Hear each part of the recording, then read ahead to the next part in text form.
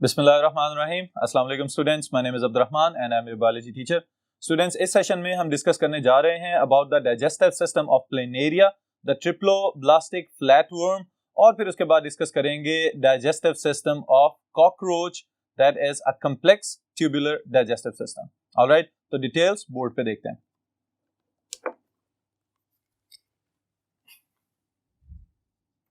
Ji student, so the first part is about the digestion in planaria.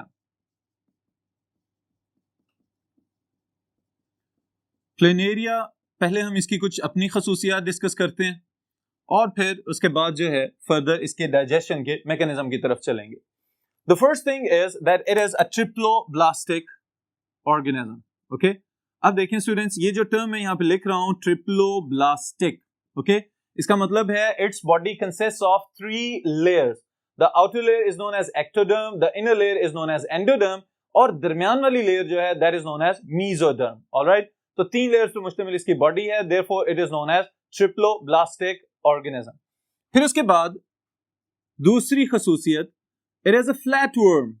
Okay, flatworm से क्या मुराद है कि इसकी बॉडी डॉर्सो वेंट्रली कंप्रेस्ड है, बिल्कुल इसी तरह से कि जैसे हम अपना हाथ यूं सीधा करके रखें तो इस हाथ की कोई गोलाई या कोई कुशन लाइक स्ट्रक्चर नहीं बनता। बिल्कुल उसी तरह एक और एग्जांपल अगर हम देखें तो जो आपकी बुक्स और आपकी नोटबुक्स के अंदर पेपर होता है, that is also a flat structure. Alright, गोलाई नहीं है, कहीं से कुछ फूला हुआ नहीं है और बिल्कुल फ्लैट स्ट्रक्चर है। That's why these organisms they are known as flatworms. Okay, फिर उसके बाद अगर हम बात करें इसके डाइजेस्टिव सिस्टम की, तो डाइजेस्टिव सिस्टम के लिहाज से जो प्रॉपर्टीज इसमें पाई जाती हैं उसमें the first one is mouth. Alright, और mouth it is present on the ventral side of the body. Okay, और कहां पे है? Almost in the middle of the body.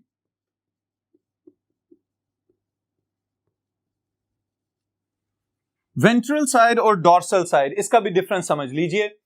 किसी भी स्ट्रक्चर का, स्पेशली अगर हम एनिमल्स की बात कर रहे हैं, तो आप स्टैंडर्डाइज्ड ऑर्गेनिज्म रखेंगे। कोई भी रेप्टाइल जो जमीन पे रींग के चलते हैं, ओके, किसी भी रींगने वाले जानदार की बॉडी की वो साइड जो जमीन की तरफ है दैट इज वेंट्रल। ओके, नीचे की तरफ वाली साइड जो है that is known as ventral side. और कोई भी वो साइड जो सन की तरफ यानी सूरज की रोशनी की तरफ को एक्सपोज्ड है that is known as the dorsal side. Okay, अगर हम अपनी बॉडी की बात करें तो अपने पोस्चर को पहले सेट करें according to the ground position. Okay, जमीन के ऊपर अगर हम मुंह के बल लेट जाएं तो हमारे पेट वाली साइड हमारी वेंट्रल साइड कहलाएगी और कमर वाली साइड जहां पे रीढ़ की हड्डी मौजूद है वो हमारी डॉर्सल साइड कहलाएगी। ऑलराइट, बिल्कुल इसी तरह से चूंकि ये फ्लैटवर्म्स हैं तो आप याद रखिएगा ऊपर की तरफ को उठती हुई side that is dorsal side और नीचे की जानिब को मुड़ी हुई side that is ventral side. तो मुंह इसका वेंट्रल साइड पे मौजूद है यानी कि बॉडी के निचले हिस्से की जानिब। Then it's about the intestines. मुंह के बाद फेरिंक्स वाला पार्ट है और फेरिंक्स की एक बड़ी जबरदस्त खसूसियत है जो मैं अभी यहां पे मेंशन करूंगा। इंटेस्टाइन, इसको हम कहते हैं it is trilobed intestine. Alright, simple है, कोई बहुत ज्यादा कॉम्प्लेक्स स्ट्रक्चर नहीं है, लेकिन इसकी जो खसूसियत है ट्राइलोब्ड होना, इससे क्या मुराद है ये भी समझ लें। 1 towards anterior end and 2 lateral extensions। अब इससे क्या मुराद है स्टूडेंट्स, इसको भी जरा गौर से समझ लीजिए।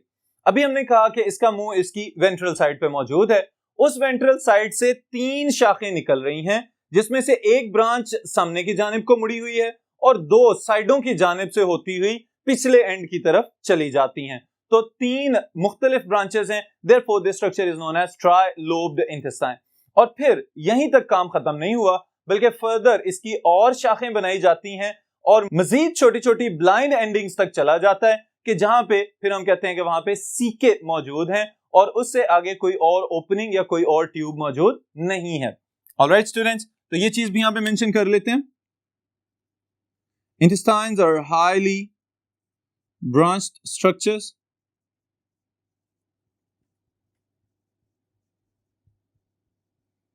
extending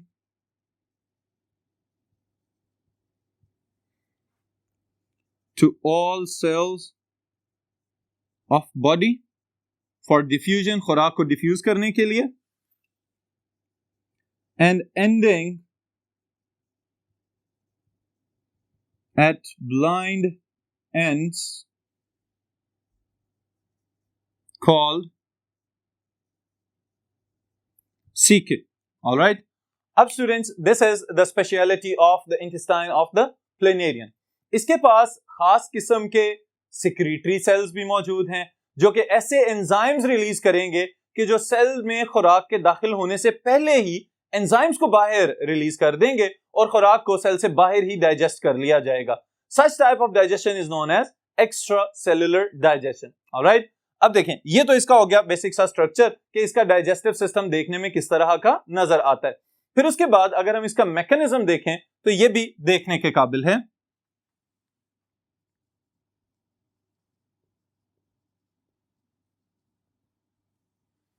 जी स्टूडेंट्स, अब यहां पे एक स्ट्रक्चर जो मैंने पिछली एक्सप्लेनेशन में मेंशन नहीं किया वो मैं यहां पे लिखूंगा, और वो कौन सा स्ट्रक्चर है? That is the pharynx. लेकिन यहां पे मैं खाली फेरिंक्स मेंशन नहीं कर रहा, बल्कि मैं यहां पे एक और टर्म भी इसके साथ ऐड कर रहा हूं, that is eversible pharynx.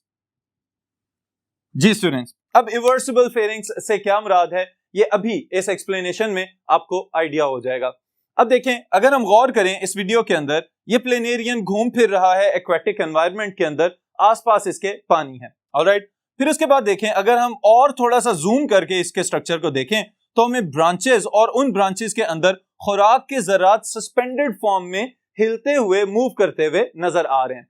Alright, अब हम चलते हैं बिगिनिंग की तरफ कि ये काम शुरू कहां से हुआ था। ऑलराइट स्टूडेंट्स, अब जैसे इस प्लेनेरियन को पता चलता है कि इर्द गिर्द खुराक मौजूद है तो ये क्या करता है, मुंह से डायरेक्टली मूवमेंट शो नहीं करेगा, बल्कि क्या होगा, जो फेरिंक्स है that is a tubular structure. Okay, नाली नुमा साख्त है इसकी, और ये नाली नुमा साख्त मुंह से होती हुई बाहर की जानिब को मूव करके आ जाती है, और फिर क्या होता है, ये फेरिंक्स यहां से खुराक को निगलना शुरू कर देता है और निगल निगल के इंटेस्टाइन के हवाले कर देता है। अब इंटेस्टाइन के अंदर जाएगी खुराक तो वहां पे क्या किया जाएगा? The first step it will be extra cellular digestion.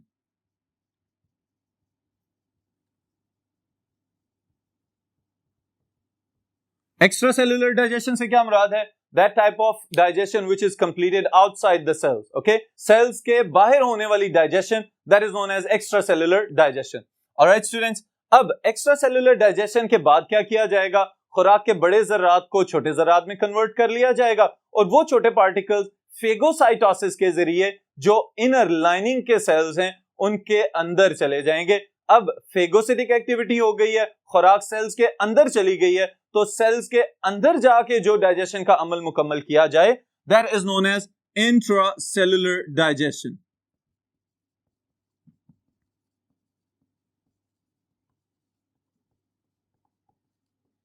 Alright, अब इंट्रासेलुलर डाइजेशन क्या है? That type of digestion which is completed inside the cells by the activity of lysosomes. Alright, enzymes यहां पे खुराक को हजम करेंगे और जो अनडाइजेस्टेड वेस्ट प्रोडक्ट्स हैं वो उसी तरह से इंटेस्टाइन्स में वापस भेज दिए जाएंगे। अब याद रखने वाली बात स्टूडेंट्स यहां पे क्या है कि the planarian even though it has highly branched digestive system, still it is a sac like digestive system. इसके पास जो डाइजेस्टिव सिस्टम है दैट इज सैक लाइक। अब आप में से कोई जवाब देना चाहेगा कि why such type of digestive system that is highly branched still it is known as a sac like digestive system? Yes. अब इसका जवाब ये है कि इसके पास अभी तक जो हमने सारा स्ट्रक्चर देखा, it has only one opening and that is mouth. इसके पास मुंह के अलावा कोई और ओपनिंग मौजूद ही नहीं है, तो इस वजह से हम कहेंगे this is a sac like digestive system, और गैस्ट्रोवेस्कुलर कैविटी की तरह बिहेव करेगा। पहले एक्स्ट्रासेलुलर डाइजेशन करेगा, फिर इंट्रासेलुलर डाइजेशन करेगा, लेकिन इजेशन का अमल जो है it will be performed by the mouth again there is no cloaca, there is no anus. All right, तो इस वजह से इसको हम कहते हैं sac like digestive system. So the last step it will be egestion, and this removal of undigested food it will be completed by mouth. All right students, अब जरा इसको हम एक दफा रिवाइज करते हैं under the points of the holozoic nutrition. खुराक का इसकी बॉडी के अंदर दाखिल होना, that is ingestion. उसके बाद एक्स्ट्रा सेलुलर और इंट्रा सेलुलर दोनों स्टेप्स को मिला के that is digestion. फिर उसके बाद काम की चीजों को सेल्स अपने पास संभाल के रख लें, जज़ब कर लें अपने साइटोप्लाज्म के अंदर, तो that is absorption. फिर उसके बाद ये अपनी रीजेनरेशन में, अपनी रिप्रोडक्शन के लिए, अपनी बाकी लाइफ एक्टिविटीज के लिए, एनर्जी के लिए इस खुराक को इस्तेमाल करे, दिस इज एसिमिलेशन. और एट द एंड क्या होगा, जो चीजें खुराक में से हजम नहीं हो सकी उनको बाहर निकाल दिया जाएगा, this is egestion. Alright students, so this is about the digestion in planaria. इसके बाद हम नेक्स्ट स्टार्ट करने जा रहे हैं digestion in cockroach.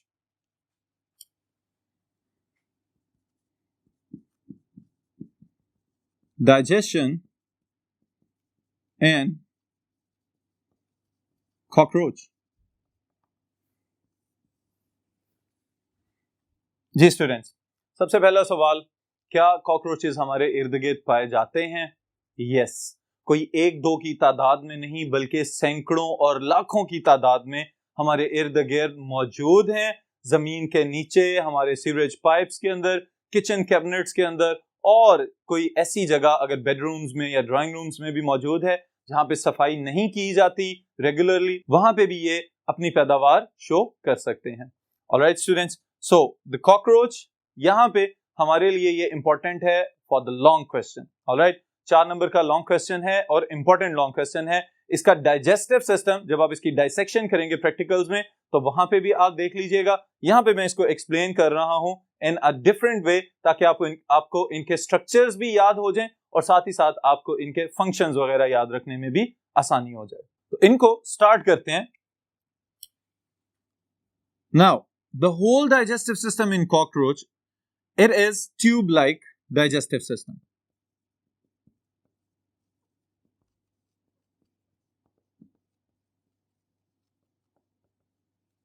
Alright students, अब ये जो ट्यूब लाइक डाइजेस्टिव सिस्टम है ये बाकी जितने भी प्रीवियस हमने पढ़े हैं उनसे मुख्तलिफ है. किस तरह से कि इसके पास 2 ओपनिंग्स हैं. One is towards the mouth and the other one will be towards the anus. Alright, ये एक मुकम्मल नाली की तरह का डाइजेस्टिव सिस्टम है जिसके अंदर एक तरफ से खुराक दाखिल होगी, उसको प्रोसेस किया जाएगा through out the digestive system, और एट द एंड वो खुराक जो हजम नहीं हो सकी उसको उठा के बॉडी से बाहर फेंक दिया जाएगा. Alright students, this is digestive system in cockroach, that is tube type digestive system. फिर उसके बाद अगर हम इसकी क्लासिफिकेशन देखें तो it is an arthropod.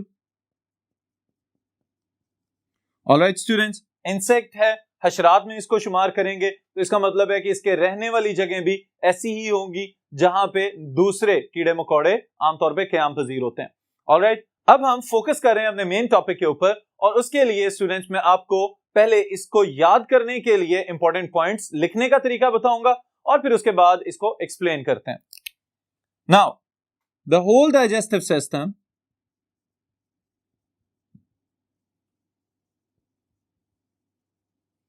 It is also known as gut, okay,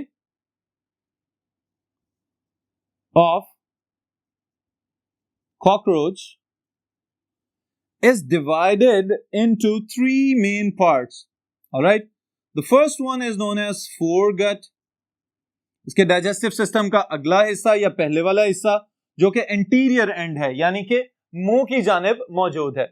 फिर उसके बाद मिडगट और फिर उसके बाद students the third one is hindgut. सबसे पहली चीज ये फोरगट अगला हिस्सा, मिडगट दरमियान वाला हिस्सा और फिर हाइंडगट पीछे वाला हिस्सा.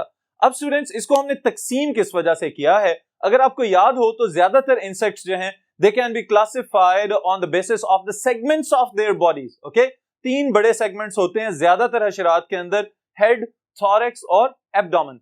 इसी बुनियाद पे हमने डाइजेस्टिव सिस्टम के भी 3 अलग-अलग से हिस्से बना लिए हैं. Foregut, midgut and hindgut. इनके अंदर कौन कौन से स्ट्रक्चर्स हम शामिल कर सकते हैं, इनको हम अभी देखते हैं। Now the first part is foregut. जी स्टूडेंट्स, डाइजेस्टिव सिस्टम का फर्स्ट पार्ट। अब अगर फर्स्ट पार्ट है तो इसका मतलब है हमें पता होना चाहिए कि इसका आगाज कहां से हो रहा है। उसके लिए मैं एक टर्म यहां पे लिख रहा हूं, there is mandibles.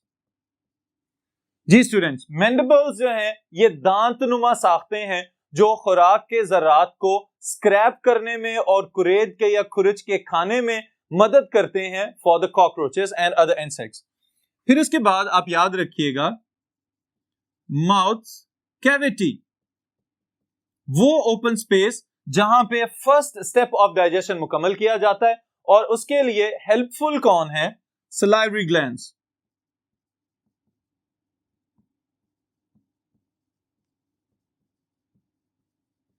Alright, salivary glands मौजूद हैं इसके अंदर, और सलाइवरी ग्लैंड्स के साथ स्टूडेंट्स एक मल्टीपल चॉइस क्वेश्चन स्टेटमेंट याद रखिएगा कि किस पोर्शन में सलाइवरी ग्लैंड्स लाई कर रहे हैं। They are present inside the thorax. Alright, फिर सलाइवरी ग्लैंड्स के बाद अगर अगला हिस्सा हम देखें तो ये याद रखिएगा, ये नई टर्म्स हैं आपके लिए। There is crop and gizzard. Alright, अब this is the first part of the digestive system of the cockroach, that is the foregut. अब देखें, सबसे पहली चीज है mandibles. Mandibles दांतों की तरह काम करते हैं खुराक को कैप्चर करने में, उनको तोड़ने में और उसके बाद उसको खुरच के खाने में हेल्पफुल हैं for the cockroaches.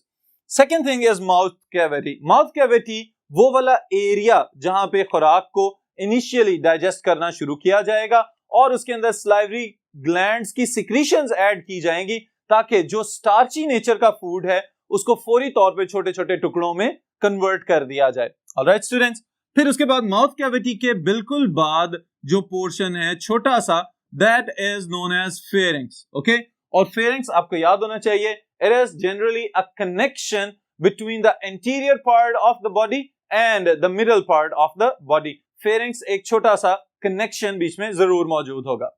फिर उसके बाद अगला स्ट्रक्चर जो है दैट इज क्रॉप। ओके, अब क्रॉप ये देखने में भी आपको एक बड़ा सैक लाइक स्ट्रक्चर नजर आ रहा है, और इसमें क्या किया जाता है, वो खुराक जो मुंह में से पार्शियली डाइजेस्ट होके आ रही है उसको थोड़ी देर के लिए क्रॉप के अंदर स्टोर कर दिया जाएगा। Alright, so it is a temporary storage structure.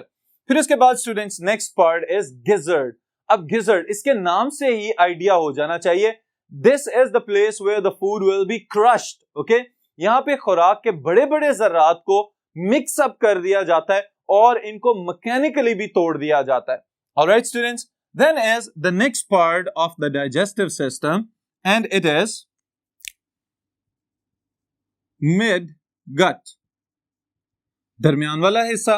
और इस दरमियान वाले हिस्से में किन किन चीजों को हम शामिल कर सकते हैं, तो इसके लिए याद रखिएगा बजाते खुद ये क्या है, it is a narrow short tube. okay, एक छोटा सा हिस्सा है जो नाली नुमा है और ये नाली बिल्कुल बारीक सी और तंग है। फिर इसके बाद स्टूडेंट्स जो अगली चीज हम याद रखेंगे, that is hepatic caecum. Okay, और फिर mesenteron स्टमक। अब सबसे पहले नंबर पे तो ये याद रखिए कि mid gut is that part of the digestive system of cockroach where the digestion is completed. Okay, यहां से अगर हम गौर करें तो स्टार्ट कहां से हुई, माउथ से, फिर उसके बाद खुराक को आहिस्ता आहिस्ता आहिस्ता आगे ट्रांसफर कर दिया गया और आखिरकार वो कहां तक पहुंची, इसके मिड गट वाले रीजन में। मिड गट से गुजरते हुए उसमें से सिक्रीशंस रिलीज की गई एंजाइमेटिक, और उन एंजाइम्स की मदद से खुराक को मजीद छोटे छोटे हिस्सों में तकसीम कर दिया गया।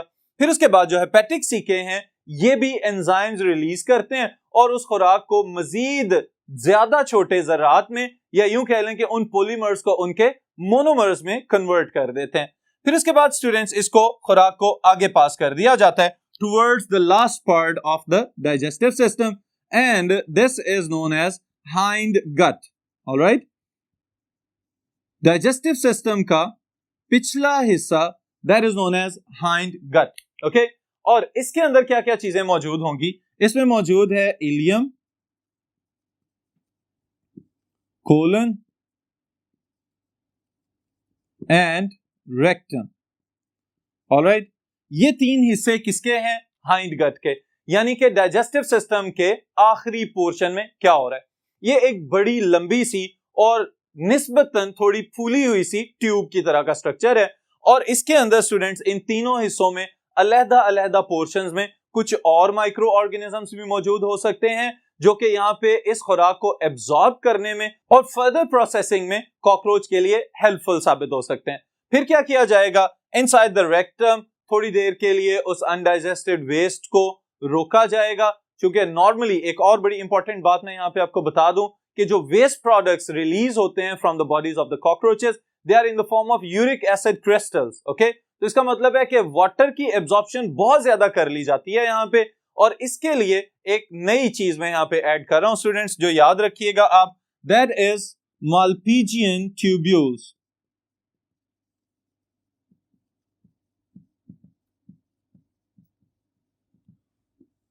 ऑलराइट, अब आपके सामने ये सवाल आ रहा होगा कि ये एक डिफरेंट स्ट्रक्चर मैंने यहाँ पे क्यों ऐड कर दिया है?